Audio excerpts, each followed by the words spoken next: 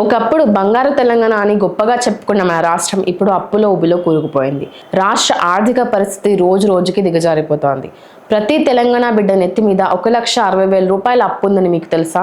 అసలు తెలంగాణ రాష్ట్రం ఇలా అప్పుల పాలు అవడానికి కారణం ఏంటి? నిన్నటి వరకు పాలించిన కేసీఆర్ ప్రభుత్వం మరియు ఇప్పుడు అధికారంలో ఉన్న కాంగ్రెస్ ప్రభుత్వం ఈ పరిస్థితిని ఎలా ఎదుర్కొన్నాయి? లోతుగా చర్చిద్దాం. ప్రభుత్వ అంచనాల ప్రకారం తెలంగాణ రాష్ట్ర అప్పులు ఏకంగా 7 లక్షల కోట్లకు చేరుకున్నాయి.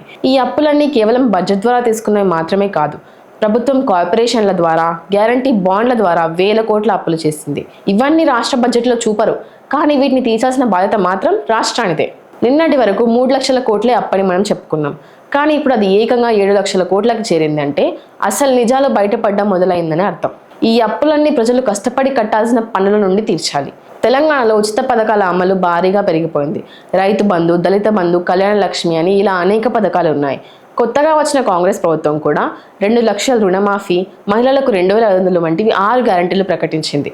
పథకాలు పేదలకు మేలు చేస్తానడంలో సందేహం లేదు, కానీ రాష్ట్ర ఆర్థిక పరిస్థితి బాగాలేనప్పుడు ఆదాయం పెంచకుండా ఉచిత పథకాలకు ప్రాధాన్యత ఇవ్వడం వల్ల అప్పుల భారం మరికొంత పెరుగుతోంది. అభివృద్ధి పనుల కోసం నిధులు లేక రోడ్లు, ఆసుపత్రులు, విద్యారంగం వంటివి చాలా ఇబ్బందులు పడుతున్నాయి. ఇది కేవలం ఓట్ల కోసం చేసే రాజకీయ నిర్ణయాలు తప్ప దీర్ఘకాలికంగా రాష్ట్రానికి ఎలాంటి మంచి లేదు. ప్రభుత్వం ఆదాయం పెంచడం మీద దృష్టి పెట్టకుండా ఉన్న నిధులను సరిగ్గా వాడుకోవడం లేదు. కేంద్ర ప్రభుత్వం ఇచ్చే నిధులను కూడా ఇతర ప్రాజెక్టుల నిధులకు దారి మళ్లిస్తున్నారు.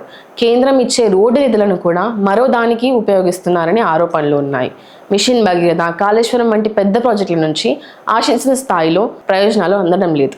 నిర్వహణ లోపం వల్ల వీటికి కూడా మళ్ళీ అదనంగా ఖర్చు అవుతోంది. ఈ ప్రాజెక్టులకు తీసుకున్న అప్పులను కూడా మళ్ళీ తిరిగి కట్టాల్సిందే.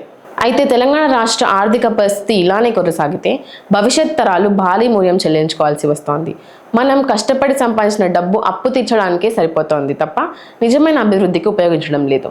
అప్పులు పెరగడానికి కారణమైన పాలకులు మరియు అధికారులపై జవాబుదారీతనం ఉండాలి. కేవలం ఉచిత పథకాల మీద ఆధారపడకుండా రాష్ట్రానికి ఆదాయం ఇచ్చే దీర్ఘకాలిక ప్రణాళికలు అవసరం. మీరేమంటారు? ఈ అప్పుల భారం నుండి తెలంగాణ బయటపడాలంటే ఏం చేయాలి? కాంగ్రెస్ ప్రభుత్వం ఈ పరిస్థితిని ఎలా ఎదుర్కోవాలి?